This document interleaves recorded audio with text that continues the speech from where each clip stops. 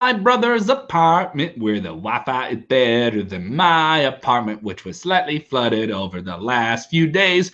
More importantly, this is WrestleZone Daily. We're streaming to you on Facebook Live, coming to you on YouTube, and in the podcast feed on WrestleZone Radio. 4 episodes of it every single week, Monday through Thursday.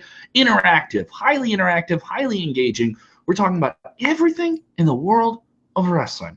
RobertDeFelice is with me. I'm Kevin Kellam. Robert is in Tampa, Florida, where WrestleMania was supposed to be this time of year. Robert, are you still bummed that you missed WrestleMania? I am, but it's at the point now where it's like the whole world and especially in the wrestling world, this year is going to belong to the pandemic. So I guess we can't be too upset. I'm having my daily fantasy of when I get to go do things again with friends. Are you at that point now? We're a couple months into this, right? I'm having that when I hear theme music, I'm like, how much better is it going to be to hear like a wrestler walk to the ring and be in the arena, or all those things. I'm having those emotions, and we definitely want to know what wrestling things, what wrestling shows you want to see when we can get out of quarantine, or at least do it to a limited degree. We'll get into that on today's show. We'll also talk about Dark Side of the Ring on Vice. The season finale of season 2 is airing tonight, and we got plenty of very, very dramatic news about that show and the people involved with it, specifically Martha Hart, the widow of Owen Hart. The entire episode will cover the tragic loss of Owen Hart just over 20 years ago. We'll talk about that. We have a lot to say about it. Definitely want to know your thoughts on that and Dark Side of the Ring in general. We'll talk about it. WWE NXT is going to be a pretty big one tomorrow night as Drake Maverick is fighting for his career. He is a guy who was legitimately released by WWE and was put into this NXT Cruiserweight Tournament. He has been the story of the tournament in block competition, and now it is do or die. He needs to win tomorrow night in a match, I believe, against Kushida. If he doesn't, am I correct on that? Is it Kushida? That is correct, yes. Yeah, and if he doesn't win, he's out of the WWE. So it is a very odd scenario that he has played himself into. He's certainly won a lot of compassion and support from fans around the world going into this, and a lot of people, I think, dealing with a similar situation just in their daily lives. And here's a guy that all he ever wanted to do was be in the WWE, was in WWE, but didn't get to wrestle. He was the GM on 205 Live. So we'll talk about that on today's show and plenty more. But let's jump into the news of the day. We will get your comments on screen. The Raw ratings are in, Robert, and WWE scoring a good demographic number, 18 to 34. But what's the actual number? Kevin, that's what we appreciate about you on the daily is you lead with the positive. Yes, they did score a high demographic for the 18 to 49 adult, but they went down from last week's 1.918 million with 1.757 million. So not the greatest start for the brand-to-brand invitational. And I don't want this to get into like a bickering thing, because I genuinely... We can bicker, Robert. They love when we bicker. And if you enjoy when Robert and I get angry at each other and you're watching live, you better hit the thumbs up button. I don't want to yell at my friend for nothing. Here's the thing. I'm not the kind of guy to say I told you so, but... Oh, Robert, are you going to say that this isn't a ratings win out of the gate and they did it 1 week and you always want to say it's done? I'm not saying it's done. I'm not that end of the world driven. But I just feel like they don't have the talent to wear this, oh my God, we're crossing over brands. It doesn't feel as special because the brand extension just started back in October. I don't think they let a lot of things breathe. But if they wanted to come together, my solution would be let's start the merging process. I think I'm of the camp that believes the less belts, the more significant the champion is. Okay. So and that's where I would go. There's some truth to that, but my thing is if there's less belts, there's less people on TV, and there's less to fight for. I've always I look at what isn't then I feel becomes bigger than what is to some degree. I look at somebody like an Otis. He would not be anywhere on television nearly as much as you see him. I don't think you'd see him on TV like he is now. I don't think A guy like him who's been if you told me at the beginning of last year that he was going to be one of the bigger talents this year, I don't think anyone would have believed that. Likewise for other characters that have come along and done some impressive things. I don't think Drew McIntyre would be a champion right now if that was the case. That's all hypothetical. Mm-hmm. I can see where you're coming from. I would agree with you 100% on Otis. I disagree on Drew McIntyre. I think Drew McIntyre has the skills and the ability and the looks to be a star in a merged brand. But also, and now more than ever, you don't have Roman. You don't have John. You don't have Becky. I think a merged WWE is better in the long run than trying to divide the brands right now. All right. Well, there's something to be said for that. It is still good that WWE scored something with the demographic numbers, which, and I'll put on my media hat as a guy who works in media outside of just the wrestling media realm. I can tell you that that's more important. That tends to be more important because that's the number you sell to specific brands and different people that want to sponsor with you or license your products or do video games or do merchandise tie-ins or do endorsements and all those different things. Those numbers are more important.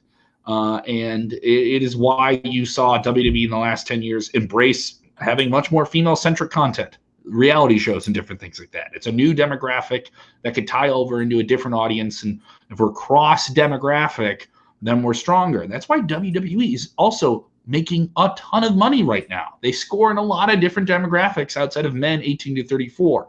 They have a certain segment of children. They have a certain segment of women. They have a certain, obviously, an older, above 50 audience that you always hear about as well.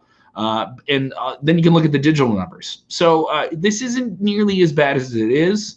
Also, I also think a 1.9 is a much bigger number nowadays. And also, you look at the ratings overall for television on Monday nights, they're down across the board.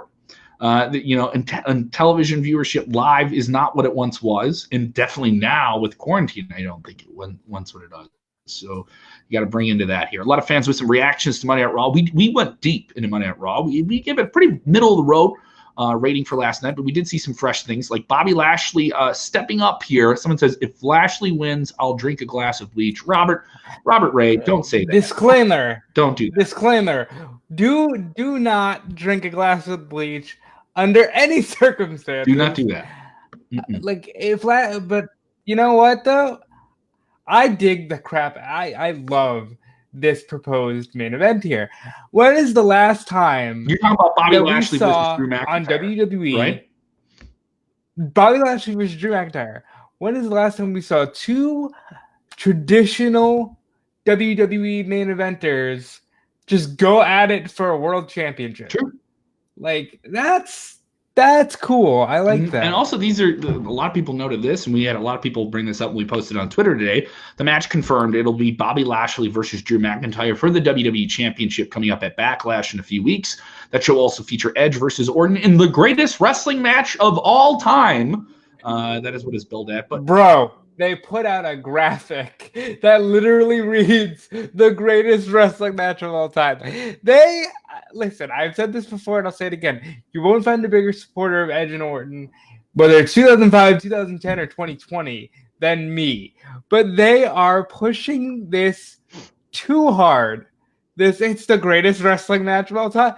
Like you're making promises that they can't deliver. Let's stay on topic here with Lashley though, stepping up here. Now Lashley has MVP in his corner. He kind of seems like he's left Lana by the wayside. He's been wrecking people the past few weeks. What do you think of the pairing of MVP and Lashley? They were successful in TNA Impact to a degree, as much as you could, but now you're on the big platform that is WWE. And also we're getting a match that we've seen before in TNA. Obviously, those matches got rave reviews. These guys both have good chemistry in the ring. Can this match be as good as the one that Drew got with Seth? Because a lot of people loved that match just a few weeks ago at Money in the Bank. Well, it'll be of a different caliber. It'll be a different thing entirely to, process. But I love it. I think the pairing of MVP and Bobby Lashley is great. Lashley can't talk. Lana's not doing it for him. So let's let's pivot to MVP. And the beautiful thing here is MVP and Lashley were a part of the Beatdown Clan in TNA. Their main arch rival was Drew McIntyre, who was leading what I believe was like the Rising or something. Mm-hmm. But like we're basically seeing this play out once again, and great chemistry among all parties, and I like it. And a lot of vetted guys. I mean, everyone involved, including MVP, you're all talking about people that have 10 plus years on experience on television. You know, there's no one that needs help along with this thing here.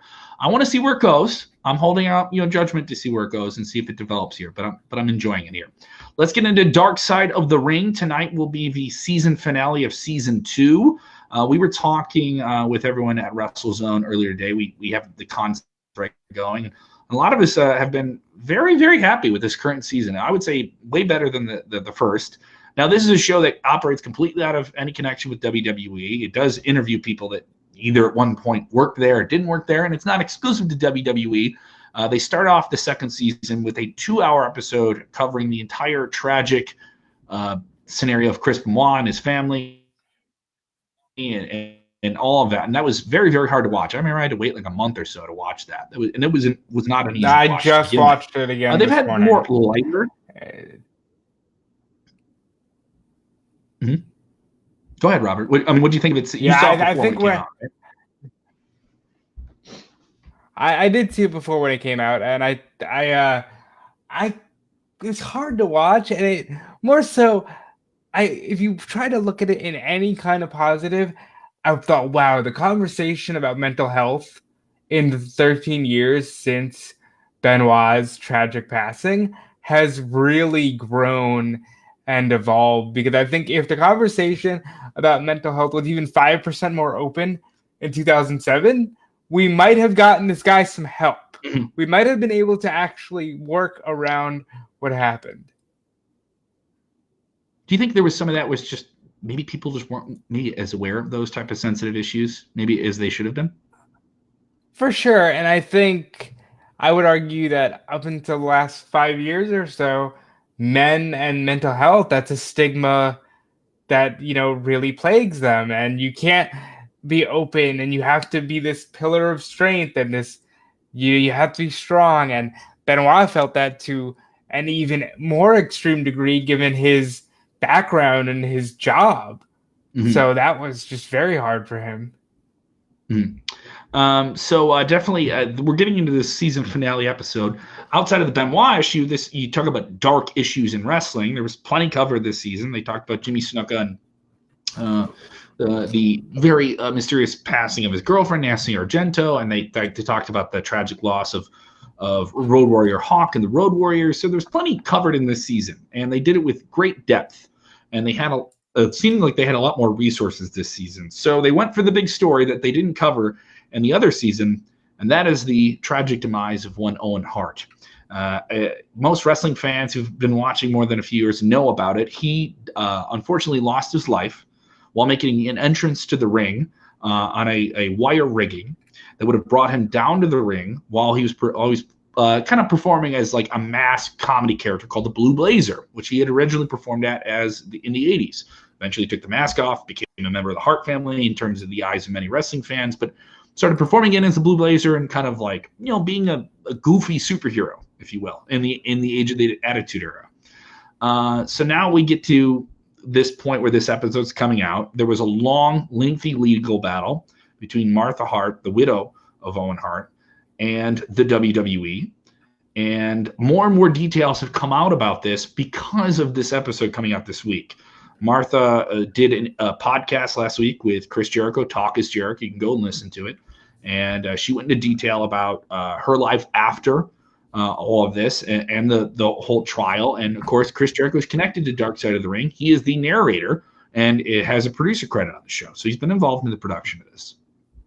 Yeah. She also spoke with CBS Sports today, and that interview got a lot of attention. We covered it at WrestleZone.com. Robert, she said some very challenging things in this, didn't she? And then WWE's head legal chief there, Jerry McDevitt, responded. She did. She said quite a lot. She said, first of all, the stunt itself was so negligent. They hired hackers they knew would do anything they wanted when they knew that proper riggers that they had tried in the past told them, we won't do this kind of stunt. It's not safe. Everything about the stunt was done wrong. The entire setup was wrong. The equipment was wrong. The harness was meant for dragging people behind a car. It was a stunt harness. Mm-hmm. But it was never meant to suspend someone 80 feet above the ground. What was happening to Owen when he was sitting in the harness is his circulation was getting cut off and he couldn't breathe. Then the snap shackle they used, that snap shackle isn't meant for rigging humans. It's meant for the sole use of rigging sailboats. And I mean, she goes on and on to basically say they were completely negligent. She said at one point, they scooped him out of the ring like garbage. Like this, she said some very biting things. And that interview went live, and by last night, by the time I was going to sleep, that interview was amended with the comments of WWE legal representative Jerry McDevitt, who said, the reality is we never told our side of the story, at least not outside of court. We told it in court, but when she talks about the way the lawsuit unfolded, and this was really isn't accurate. There were some things that Jerry McDevitt said that, I mean, you don't want to say ill of a man's wife who lost his life in your company and all those different things, but they said some things that were very cast a certain shadow over the entire legal fight that just makes no one look good on either. Nobody looks good on either end, but here, like Jerry McDevitt, basically, he says Martha wasn't even remotely interested in finding out what happened that night. She just wanted to use it as a vehicle to beat up a business that she didn't like that her husband was in, the wrestling business. So, I mean, I feel like what's getting lost in translation here, if I may be so forthwith, is both sides are basically like, never mind what happened for a second. Let's talk about the BS that came to be afterwards. Because Martha's saying Owen was scooped up like garbage. McDevitt is saying she didn't even care about her husband. She cared about hurting the wrestling business. It's like, whoa, like let's slow down here. Is that statement really an indictment of her, or maybe the people that legally represented her? There was a lot of different things that her legal team did that was very questionable in terms of what type of judge they tried to get on the case. So a lot of that is brought into. Then they bring up the actual number that the settlement was, and how. Jerry McDevitt. When that was brought up, when Jerry McDevitt comes in and says Vince McMahon feels very, very bad about this. He's a man who's saying he feels bad about this. $17 million. Then they say they want more. And they say, all right, we'll go 18 million, and they want 35. And it's just like, oh, wow. Now we're getting into literally hard numbers. And at the end of the day, it's still a tragic loss, tragic circumstances. And I don't you want to say who's a winner. There's no real winner. And I mean, if you wanted to talk more about the crap of it, Martha also did an interview with The Wrap, and she basically said, I have no relationship with Brett or any of the family. Mm-hmm. And Brett put out a statement basically, I'm not going to go back and forth with this mudslinging, especially not in the middle of a pandemic. But suffice to say, Martha, our falling out was multifaceted. And it just comes across like it's a shame that this plays out in such a public forum. And I feel like it's a shame that with Owen's much different than Benoit in that there was a different form of tragedy. Mm-hmm. But Owen's life and his body of work, it's so reduced sometimes to the tragedy and the fallout. And I want to get to a point where we can celebrate the body of work and the career that Owen Hart had. But in the eyes of so many, you have a family with Martha Hart, and I believe her children support her in it. They don't want it. And she even said it, like, it's not going to happen. You're not going to see the Hall of Fame induction. It's not going to happen. It's just a TV show. That isn't going to be a thing. And she's taken a considerable amount of the financial gain from this to launch a charitable organization that helps a lot of different people in need. A lot of different tuition-based programs they've done. They do an annual fundraiser. They've had many different big entertainment acts come and perform at this private fundraiser. So they've done a lot of good things with this. So there's been some positive things. A lot of positive is affected people's lives. And you would hope that maybe this changes how they approach doing things like this in WWE or wrestling in general. So there's something to be said for that. This episode will certainly be, I don't think, a comfortable watch. There will be something compelling about it. I do think Evan Husney, you guys have to go check out that interview we did with him at the beginning of the first season. Bill Pritchard spoke with him. It's available on the WrestleZone Radio archive. Just Google Dark Side of the Ring, WrestleZone. It'll pop up. He gives us everything we want to know about how this show is put together. Also, he's been doing a podcast. The producer of the show, Evan Husney, and more people behind the scenes there are doing this with Conrad Thompson. If you subscribe to Grilling with JR, that podcast, they on the off episodes, it's not JR, it's the producers of Dark Side of the Ring. And I've been digging into those podcasts as well. So a lot of people with some Owen Hart memories here. What we're talking about Owen Hart, obviously this is a darker take on things going on in wrestling. But look at this comment here from John Parshman. On a more positive note, I'll never forget Owen Hart winning King of the Ring. I remember that when he embraced wearing the crown, and he had this 2 Slammies when Owen Hart came out with his Slammy Awards. I've never seen someone use the Slammy Award, which is just a big goofy gimmick award. Well, he won 2 of them, Kevin. He won 2 of them. He won 2 of them. He would come up to the ring with him, and he was already a fantastic wrestler, but was truly one of those guys, I think, that was kind of an underrated character, in terms of just getting laughs. And, the story you've heard about him pulling pranks on different wrestlers is very, very memorable. Owen was one of my favorites as a kid, never got the push he deserved. Bob Coaster texting with that there as well. See, but when I feel like when people say that in a modern sense, they mean he never won the belt. Mm-hmm. And I think had the schedule been structured differently, he would have. Because he beat Brett anyway. He does beat Brett at WrestleMania, and I think he would have won the belt. But plenty of people bring up that Plenty of people bring up the infamous match at WrestleMania 10. Of course, that was a weird scenario. A couple of people texting about Owen versus Brett. That was in WrestleMania 1994 at Madison Square Garden. Opens WrestleMania with a technical wrestling classic, and then Bret Hart later on in the night gets to win the title off because what a great storyline. Later that year. And I've covered this on the show when I had my brother Brennan on. We went to SummerSlam 1994, which was the follow-up of that. And they had maybe one of the best cage matches of all time. Owen versus Brett in the cage. You got to see this. Big Blue Bar cage, SummerSlam 1994 in Chicago, opens up the United Center. First thing ever at the United Center. A fantastic cage match. Superplexes off the cage. Just one of the best ever. One of the best cage matches ever. That is my definitely Owen Hart memory. For sure. And Noel Orlan says, I think if Owen was still around, he'd still be with the WWE. It's all hypothetical for sure. I think if Owen, here's what I'll say. If Owen was still around, I think Brett would have made up with WWE a lot faster. Yes. I think he definitely would have been, like, people forget, 2 months later, 3 months later, Jericho's in the company. So we would have seen Owen versus Jericho. We would have seen Owen Benoit at some point, Owen Eddie Guerrero playing pranks on each other.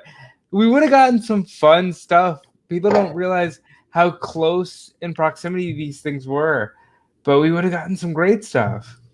Mm-hmm. And we mentioned, obviously the Hall of Fame that everyone always wants for Owen Hart, if you're a fan of him. Anna Williams texting, any word on when and if there will be a Hall of Fame this year? And we're not jumping into questions just yet on this episode, but while we're here and we're talking about someone that people think is a Hall of Famer, there is no word on that. Obviously, with COVID-19, holding an event like that would involve a lot of different people in one place at one time. I don't think we get a Hall of Fame this year. I don't think we get a Hall of Fame until life is completely back to normal and there's a vaccine. I'll say this, I don't think we need a Hall of Fame until you can have a vaccine. If you want to do a Hall of Fame event, you're then talking about wrestlers that are of a certain age, that are in that susceptible demographic of older folks above the age of 60. Plenty of them would be in attendance. Plenty of their families would be in attendance. A lot of different people. I don't think you need a Hall of Fame right now. I don't think you need. It's hard enough to put on a wrestling show, let alone a Hall of Fame, right, Robert? Yeah, I know that when this had first started, before everything shut down, Georgia Smith, daughter of Davey Boy Smith, the British Bulldog, who is supposed to be inducted this year, said they're hoping for SummerSlam, but now SummerSlam's iffy. But I do know that with the way the world is turning right now, states want audiences of some kind by August. Yeah, but then there's the threat of a second real big wave with the flu season at the end of 2020. So who knows? Maybe things open up minimally to a little bit of a degree. Let's get into what's going on tomorrow night with WWE, NXT, and AEW. The big story with WWE NXT is Drake Maverick. He is going to have a match on tomorrow night's show that is a part of the final stages of block competition for the NXT Cruiserweight Championship. Of course, they can't get that title out of Ireland, where the current title holder is, but Drake Maverick is in the United States and was one of the many people in WWE that was released a few weeks ago, but was still in this tournament. So WWE said, we're going to let you compete in this block tournament. If you make it out of there, you stay in. So there's a debate about whether or not this is a legitimate release of the company. Are you turning someone being let go from their job into a storyline in real life? And WWE's done that before, but you always knew it was a storyline. Now, this is a different story. He was a part of a group of people that were announced on the WWE website as being let go with his real name, making it formal. And then he puts out a plea online to say, I fought really, really hard to get this while employed with the company. And now here I am in a position where I'm going to wrestle my final 3 matches in the company. WWE embracing this on the WWE Performance Center YouTube today, putting on a mini documentary about how well respected Drake is within the company and within the ranks there in Orlando, Florida. What do you think? Going into this, can Drake Maverick survive in WWE NXT and stay in this tournament? I know this is a lame answer, but I don't know. I don't know if they, because remember that's a lame answer. I think not knowing sometimes, especially for us that watch it all the time, that can be entertaining. Not knowing is good. I want to see what could happen, So this documentary, it was a teaser for a mini documentary. Mm-hmm. So, and the synopsis says, prior to being released by WWE, Drake Maverick was selected to compete in the NXT Cruiserweight Championship Tournament. Drake gets real about his feelings on being released and his career. I don't know if this is, a work or if we're changing the way that we deal with superstars being released. Because that could be it too. Maybe we're just changing the discussion. We're changing the language. We're going to talk more about, hey, this person was released. So be it. This is the world we're living in right now. I don't know. But I kind of want to see Drake Maverick win. Noel Orlando Roland says, I think Drake Maverick will win the whole thing. That could be entertaining. Vernon texting here saying Drake Maverick can be the next Daniel Bryan, the next proverbial emotional favorite that fans groundswell and get behind here. Scott George saying anyone that thinks that Drake isn't winning this tournament, wouldn't that be the worst kept secret? Is it the worst kept secret that he's winning this whole thing? I don't see that this is where my disconnect comes with comments like this, because I don't know if it's a given that he's winning. I think you're reading too much into the fact that you think you know it all. And this is something where I think, especially in a show like NXT, which is a show that is geared to the hardcore fan, all right, and it plays on the hardcore fan wrestling Wednesdays, which is that competition, all right. That is not a wide cross demographic show. That is dudes and hardcore wrestling nerds, right? And that is a fan that thinks they know a whole lot. Is this a situation where they're trying to work the smarkest of the smart? And if they are embracing reality and weaving it into something, that could be something. That could be something here where they found something organic and said, let's go with this. Let's see where this goes. Because I think WWE's pivoted so much in the last few years. They aren't saying, hey, I don't think you can book storylines like they did in the 90s where it's like, all right, in January, we know how we're getting to WrestleMania, or next year. I don't think things work like that anymore. And things change too quickly and the pages turn too quick and there's too much there. I think Drake Maverick and Kushida, who he's going to be facing tomorrow night, are two guys you could look at as being favorites in this whole thing here. There's a couple of people that are eliminated from the tournament. Tony Nese is out. He's mathematically out of the tournament, so he's not there. There's plenty of talent in this that look really, really exciting here that you could make the next NXT Cruiserweight Champion here. Now, Jordan Devlin, who is the champion, but can't leave Ireland and can't leave the UK due to the whole COVID pandemic. I keep changing that. Epidemic, pandemic. It's too quick. You got to think, there's an eventual match that you can do there. There's something you can do with Drake Maverick in the UK when you're allowed to get him over there, if you want to make him the champion.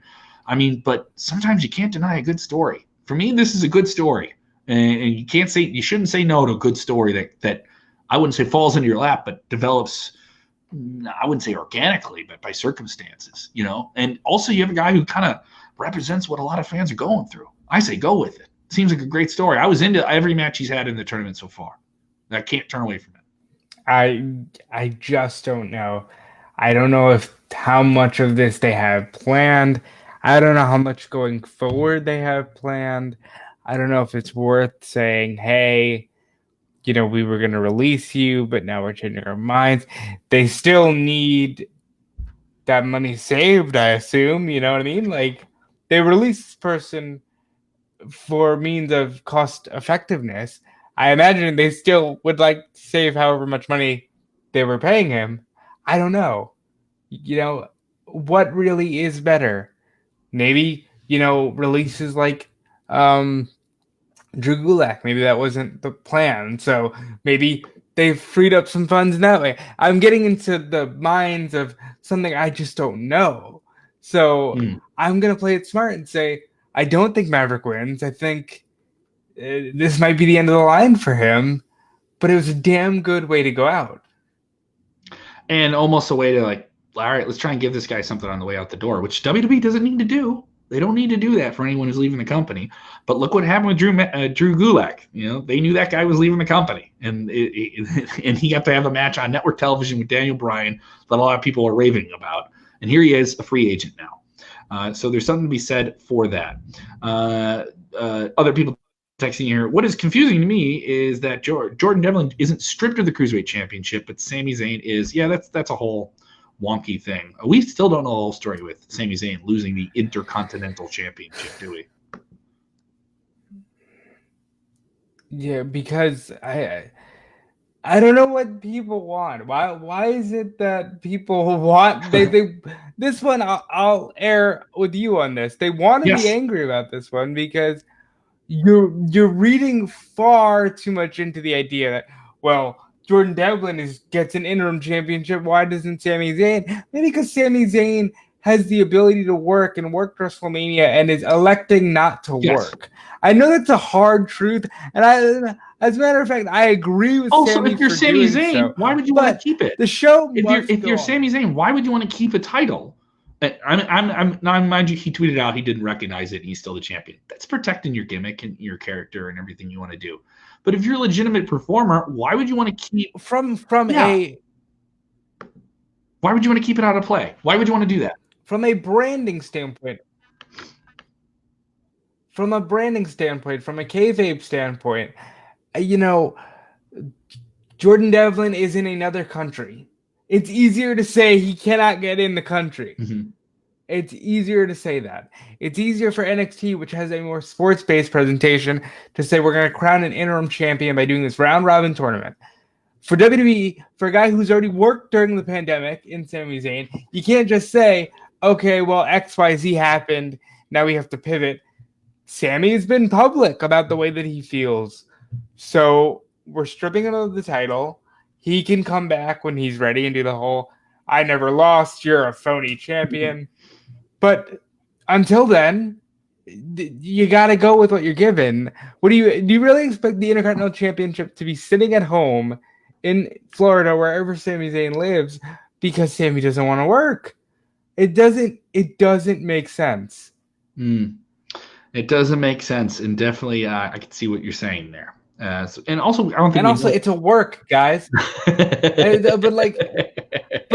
no, seriously, it's like the storylines have to continue. We can argue all day, and we did for the first 5 or 6 weeks of this pandemic about whether or not wrestling should continue. We're well past the point of knowing that wrestling is going to continue.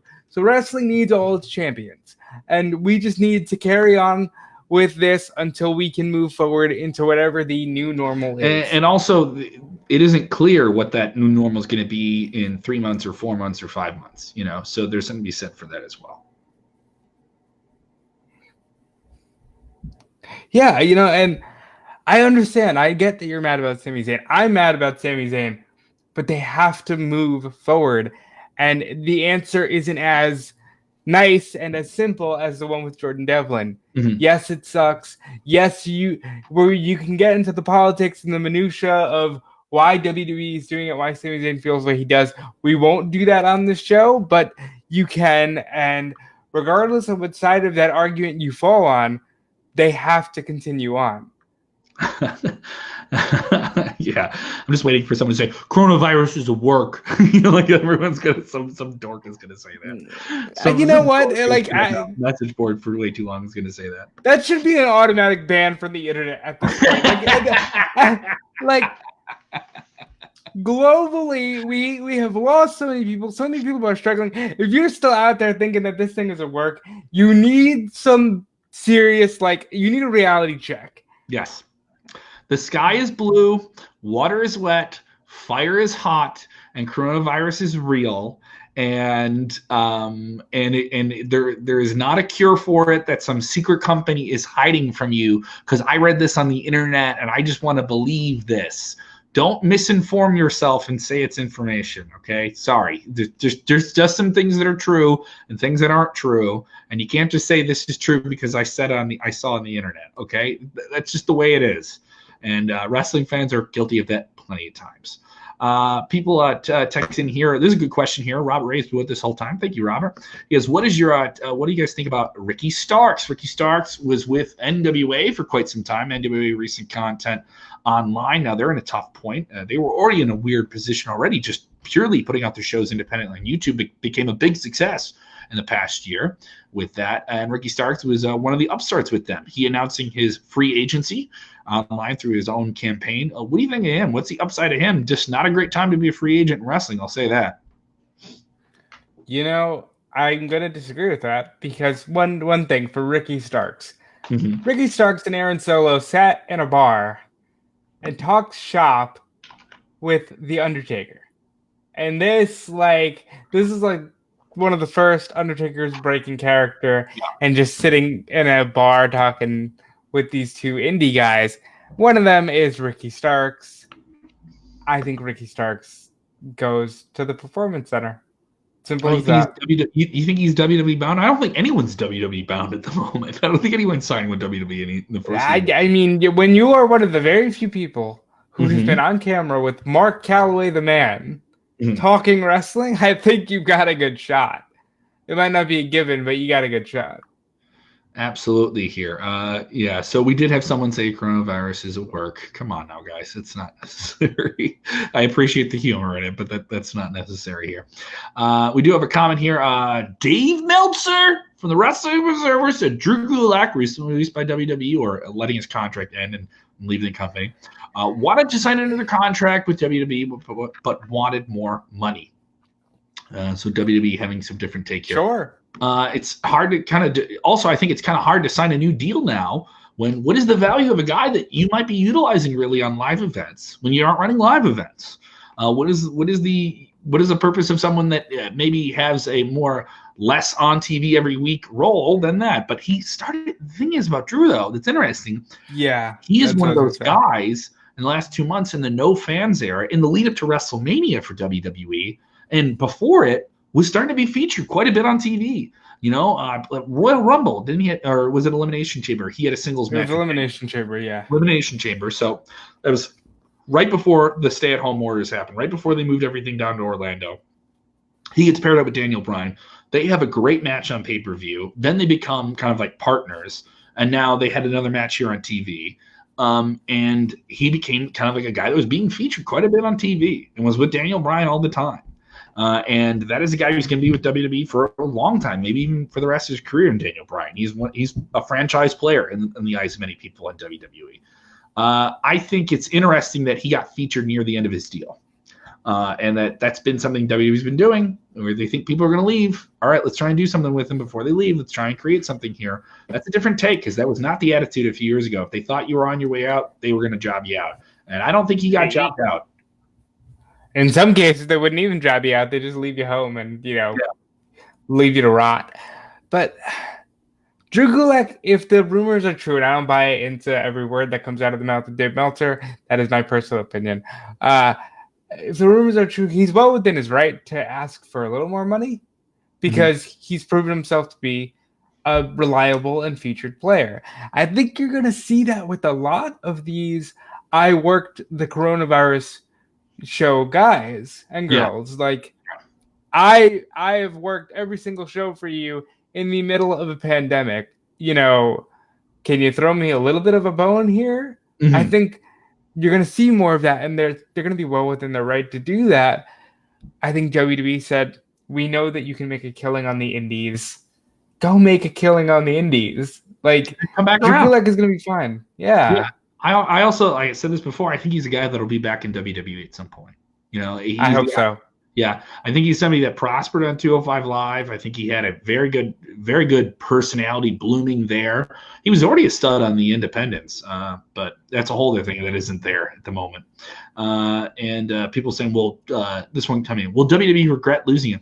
Maybe. I mean, especially if he was tied to Daniel Bryan so much the past few months and was doing matches on SmackDown, I would say so. And don't get it twisted, SmackDown is the top WWE television show every week now in terms of just the company here. We're going to get into everything with AEW on tomorrow night's show. We will be live with you after AEW Dynamite and their build up to this Saturday's Double or Nothing pay-per-view. Yes, a pay-per-view. And we will talk about that.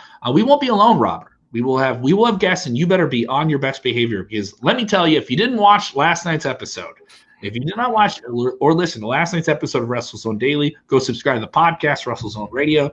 Iridium Fierro of Rest Friends roasted and toasted and grilled your ass, right? Okay. I mean, she put salt and pepper on it and cooked you up good and handed you your butt, and it was something to be entertained with. It is near the end of the episode. If you didn't listen to all of that episode, go back and check it out for the hardcore WrestleZone fans. This is wildly entertaining. I could not keep my composure. I was very you broke real easy. Listen, I was roasted, toasted, and grilled, and salted, and peppered. I think that just means that I am a very, very, very filling person. Other than that, I think it's going to be a really good time. Robert Delicious? Are you going to be Robert Delicious now? I am going to be. I might just have to be Robert Delicious. Who knows? I think it's going to be a very good time with both Iridian and Teddy from Rest Friends tomorrow, provided that our service provider Kevin wants to really put some strain on BeLive here and have 4 people on camera at once. That's going to be a good time. We're gonna try 4 people on the stream, and hopefully that's going to be a very good time. I look forward to it. I look forward to talking AEW with them. I know that specifically Teddy is much more into AEW than any other program, so we're going to get that take on things. And AEW just did AEW Heels, which is a community for women. Yeah, this is their new online female wrestling fan initiative. And, of course, the response is, why are you doing this based on gender? I don't understand it why the girls are here. That was a dumb response I saw on Facebook. Did you really see that response? Yeah. Why would you base any fan initiative based on gender? So there's that. That's so infuriating that people can't understand why that should be encouraged. Yeah. I'm a big fan of, yes, I think everybody should be able to be integrated into one thing, but sometimes you need that, yes. Yeah, they can relate to each other, so let them relate. I don't understand why that's an issue. There's nothing wrong with that, man. It's fine. Anyone who's like, well, why are they doing this? I was like, have you watched WWE the last 10 years? Total Divas? Did you see how that brought women into wrestling? You go to a WWE show, there's a lot of women there. There's a lot of women there now. And there's a lot of young women. There's a lot of young girls that have their favorites that they pick out. There's a lot. Also, I'll bring this up. There's a lot of gay wrestling fans now that tune in. They have their favorites, and they have guys that they like and gals that they enjoy. Nothing wrong with it, guys. We're in a new world. It's 2020. Wake up. Sorry. At the end of the day, I'm going to be honest. 90% of everything you just said, both women and people in the LGBT community, I got to give that to the Bellas. I think at the end of the day, that's going to be their lasting effect. They were a real door opener. I wouldn't say. I mean, I would say they were a real door opener. They're definitely, in terms of when I have conversations with people that are just casual wrestling fans, the Bella Twins are like usually the fourth or third name that they bring up. You know, it's like The Rock, John Cena, Bella Twins. You know, like when you actually talk about it. Which is wild to me because, like, I remember when the Bella Twins were just like, oh, well, we got this celebrity on the show. I guess the Bella's pretty welcome out. But, like, they latched onto something, created something awesome, and, you know, more power to them. Mm-hmm. People are really enjoying this RobertDeFelice thing here. I guess we got to make that's very interesting. Yeah, you know, I'm looking forward to tomorrow. I'm looking forward to Saturday, man. Mm-hmm. I looked at this card for Double or Nothing, and for a show in the middle of a pandemic, it's probably the best card that this promotion can put together. Mm-hmm. Mm-hmm. And of course, you're going to have to pay pay-per-view price for that. And this age, I hate that part. That part I hate. Yeah. So that's going to be something. We'll get more into that on tomorrow's show on Wednesday night. And of course, if you're with us on the afternoon, maybe this is more your routine. We'll do a Thursday show as well. So 4 episodes of the show coming up this week.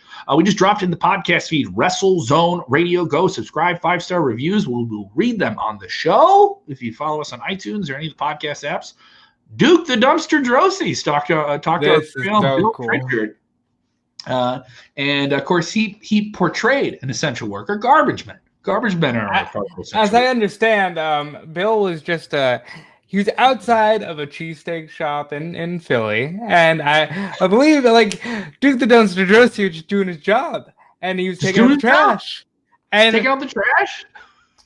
Bill Pritchard just said, "Hey man, let's get together." And so we have it there now for you on our YouTube channel and our podcast feed. And you should listen to this because Duke the Dumpster Drosy is such an obscure character, but it's one of those characters that like defines the, for lack of any better term, campy new generation era.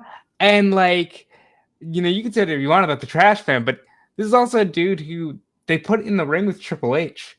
So, like, that says something. And In Your House is coming back. And what better way to get in the spirit of In Your House than by talking to a kayfabe garbage man? You know, and I think that is just everything. Kayfabe garbage man is not a phrase I knew I would have to hear when I woke up today. Also on WrestleZone.com, we are covering the continuing story that is unfortunate involving Shad Gaspard. We haven't gotten into it because it's very much a real life story. It's not a wrestling story, and it's an active one. We are following it. When we kind of have more of a complete idea how this story is unfolding, we will get into it. But I do want to mention, we mentioned having Duke the Dumpster Drosy on the podcast. You can go listen to the interview. WrestleZone and our partners at Mandatory Media have gotten together in a great partnership. It is for aiding charities that benefit essential workers and their families. It is called #WeSayThanks. And saying thanks is essential. We're selling purple ribbon merchandise and a portion of proceeds, $5 from every purchase, going to those charities. You can find out more at WrestleZone.com. You'll see the purple banner, and you can click on that and find out how you can donate through merchandise that you purchase. You can actually directly support people on the front lines and charities that directly help them as well. So thank you for that. I also want to mention something I'm doing with my friends in Chicago. If you're in the Midwest, if you've ever been to Chicago, Robert, you ever been to Chicago? I had a layover in Chicago, but I've never been outside of O'Hare Airport. Doesn't mean you've been. Yeah, I've never been outside of O'Hare. You've been to a lobby in Chicago. That's all right. Chicago is a city that is very synonymous with great rock music, great music in general. The Smashing Pumpkins, Kanye West. I could go on and on and on of all the great music that has come in and out of Chicago, and careers of bands that have been launched from here that aren't even from here. And this is something that the radio station I work with, 101 WKQX, is getting behind. It is called Save Our Stages, #Save Our Stages. This Thursday, May 21st, And starting for over 34 hours into May 22nd, we'll be doing 34-hour Radiothon that will benefit and raise funds for the Chicago Independent Venue League. There's more than 34 different music venues in and around Chicago, and the staffs that are at those venues, which are now closed, and how can we help those people out that have given us so many great nights? If you've ever been in the Midwest, we're talking about places like the Metro, places like the Vic Theater, Shuba's, many, many more. You can go to 101wkqx.com. You can listen in live. I will be contributing to it. I will be involved in it. I'll be on air. There's going to be a lot of surprise guests on it. There's going to be a lot of really, really big name people popping in on this thing. And it'll be a really, really fun thing to just kind of have on in the background and check in on throughout the night. And also, this will go into the night. So there'll be some really weird stuff with it. We will sort of break the format. We're going to play some pretty different music. And it's going to be something really, really special. And I know when people think of radiothons and different stuff like that, we're going to hear a lot of really, really cool stories about a lot of big names in music. And it's something I'm very, very happy and excited to be a part of in terms of what it could be creatively and the people it'll help. You've been to a rock club. You've gone to a concert you thought was like the coolest concert ever, or you've gone to a big theater, and there's people that work at that show that you never know what they do and how they make that thing click, and how they keep the lights on, and how they, keep the venue clean and provide the drinks. Those are people that are essential to the job of fun, not maybe essential to life, and working in music industry, I appreciate those people so much every day. And now I think about them and I worry about them. And this is to help them kind of get through this time. And so go to 101wkqx.com and tune in. You guys can listen anywhere on your phones, anytime, just like you guys enjoy the podcast or watch this on Facebook or watch it on YouTube. Go and check us out. We're available on iHeart, TuneIn, along with the podcast, WrestleZone Radio as well. Thank you guys so much for supporting the show. We will be back tomorrow night after AEW.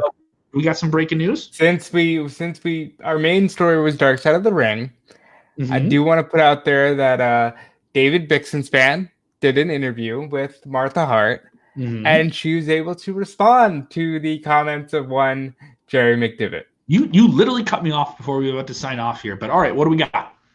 I know, but like... It's okay. No, this is important. This is important. So, if you're just joining us in the show and you're watching live, we covered this in the Dark Side of the Ring Season 2 finale. We'll cover Owen Hart.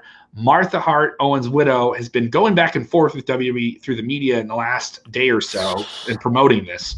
And it got really, really testy. Jerry McDevitt, the legal head of WWE, got involved, and he revealed a lot of different information about it that didn't make anyone look really good, including maybe even some people would even say WWE. But now Martha Hart is continuing to fire back here. What do we got?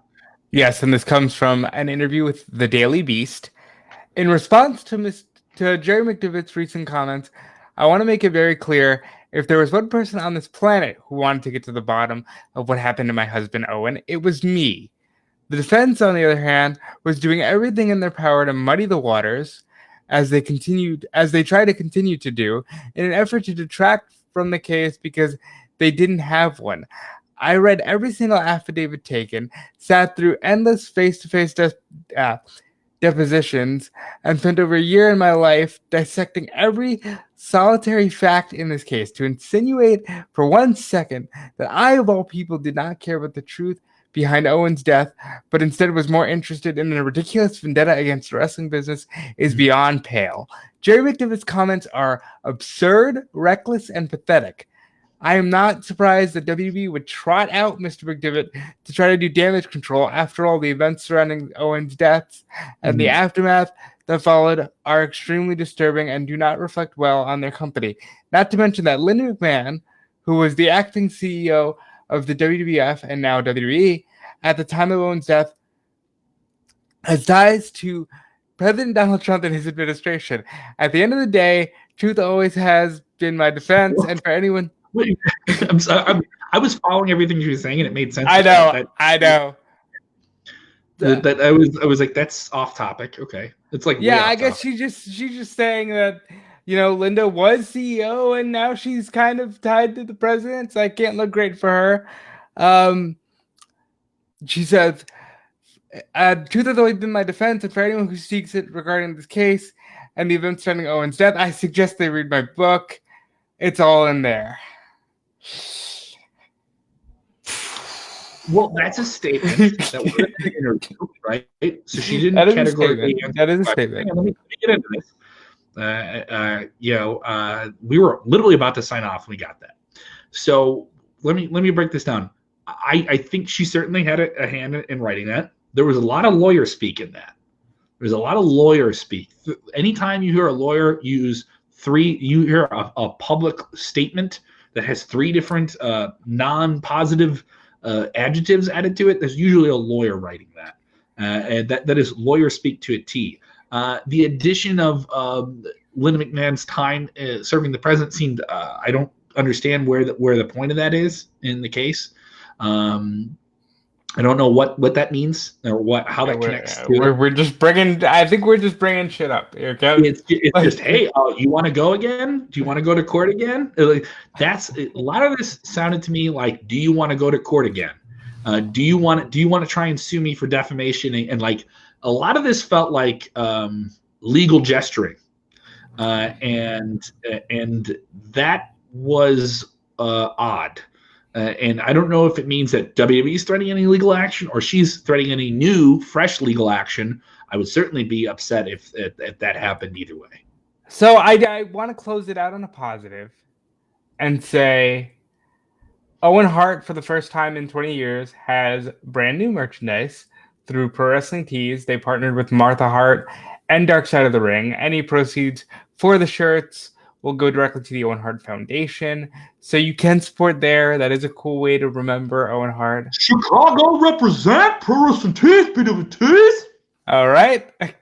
And so that's kind of a positive that's come out of this mess, that we can support Owen Hart again. I love this comment here as we're about to sign off here and we talk wrestling and we get into all the negative and positive. Robert Prasad texting and saying, first time on here, loving it. We'll view future shows. Great job. Thank you so much, Robin. Thank you. Robin Prasad texting me here. Thank you so much.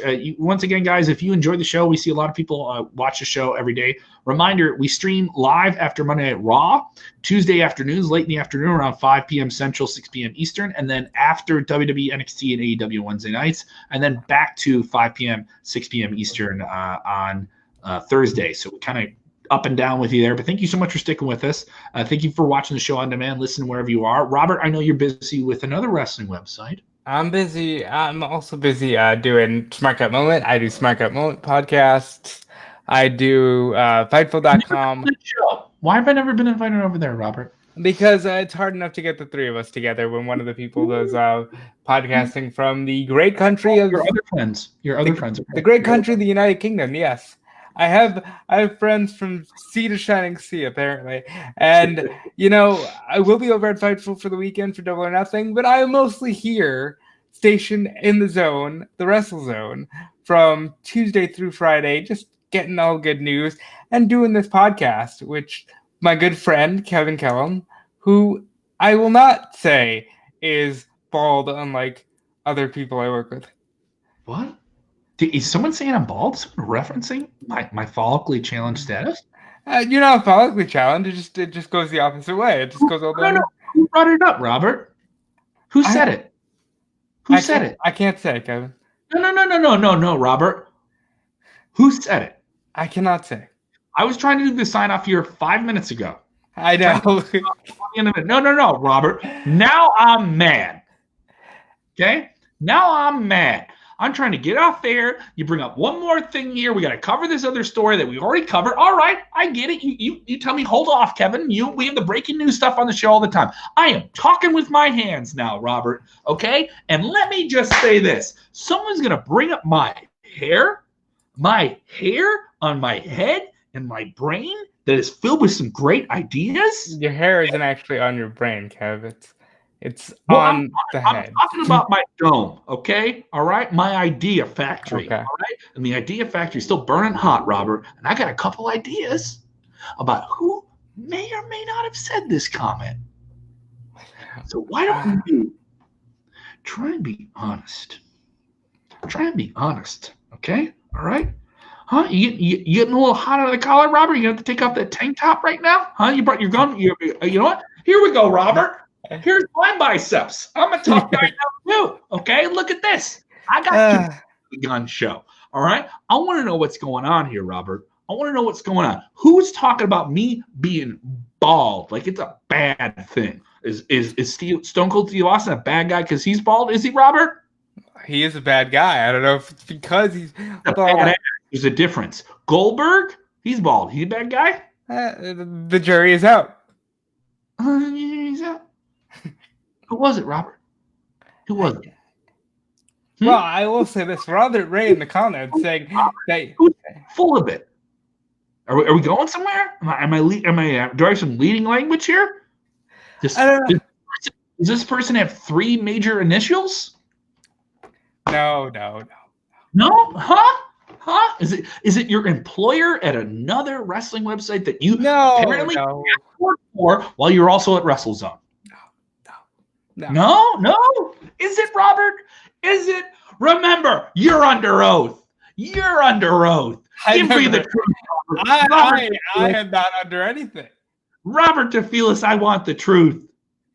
Kevin, as the old saying goes, you cannot handle the truth. Now, the beautiful people here have been here long enough. I think they want us to tell them to do something, and that is when you watch wrestling, you don't get infuriated like Kevin when people say that he is follically challenged.